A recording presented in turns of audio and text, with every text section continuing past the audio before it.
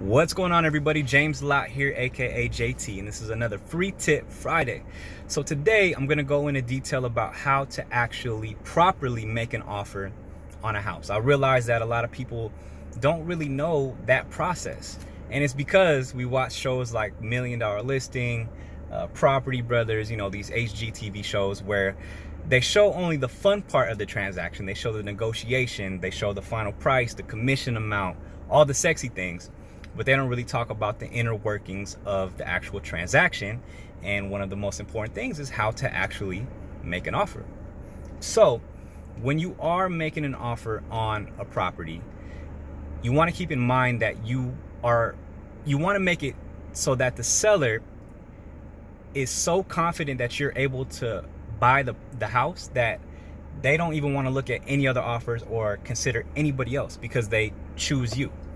Now, the number one thing, and probably everything is important, but one of the most important things is providing a pre-approval letter. If you are using financing to buy a property, your lender or the bank should be able to provide you with a pre-approval letter stating the terms of your loan, the amount that you're putting down, the type of loan, whether it's conventional, FHA, so on and so forth. And with that, it shows the seller that you've actually made the effort to go to a bank and that they've already ran some of your numbers and they're confident that they can provide you with the loan. Because at the end of the day, the seller just wants to make sure that they're able to close on the house and get their money. That's all they want. That's all they really care about. Now, aside from a pre-approval letter, in addition to that, you want to provide proof of funds. So proof of funds is basically a bank statement showing the amount that you claim that you're putting down on a house. So for example, if you're putting $50,000 down on a house, you want to show the seller that you actually have those funds in the bank. There's really no way around that. I mean, sometimes people just, due to security reasons, they don't want to provide that, but then that kind of just raises a red flag for some sellers. In addition to that, you want to be able to provide a credit report. So obviously, the better credit that you have, the better situation you're in. If the bank has already gone through everything, your lender should be able to provide you with the credit report that you ran through them because they've already ran yours. So that shouldn't be an issue. So those are the three main things. But also, in addition to all of those, if you really want to make it appealing and somewhat more emotional for the seller, write a personal letter to them. Write a letter to them stating what you like about the house, your plans for the house.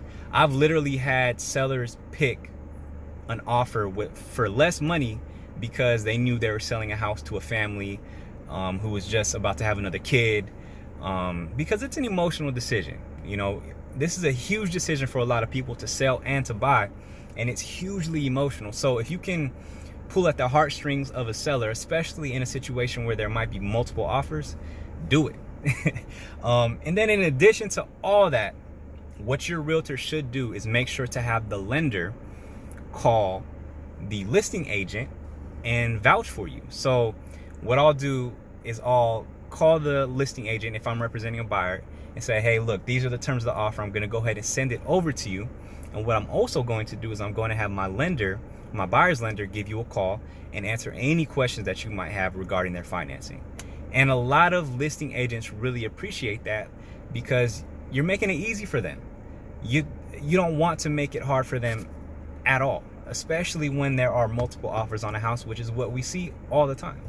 So those are the basic things that you should do when you're making an offer on a house. Of course, I can go into more detail, but for time, I'll keep it short and simple and sweet. So to review, you want to have a pre-approval letter, proof of funds, bank statement, credit score, and a letter and a personal letter to the seller.